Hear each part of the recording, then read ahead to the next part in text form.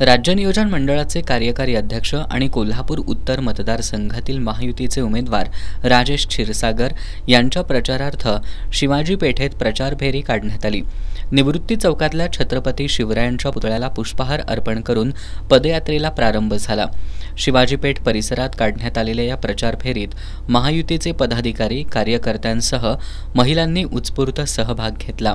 या प्रचार फेरी दरम्यान शिवाजी पेठ परिसरातील तब्बल 21 मंडळांनी राजेश क्षीरसागर यांना जाहीर पाठिंबा दिला।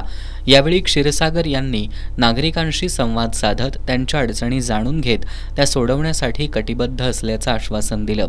या पदयात्रेत शिवसेनेचे जिल्हाप्रमुख सुजित चव्हाण, भाजपचे सरचिटणीस महेश जाधव, अशोक देसाई, विशाल शिराळकर, पद्माकर कापसे, रविकिरण गवळी, संतोष माळी, महेश यादव, अमर साठे, पियुष चव्हाण, प्रसाद चव्हाण यांच्यासह महायुतीचे पदाधिकारी आणि कार्यकर्ते मोठ्या संख्येने सहभागी झाले होते।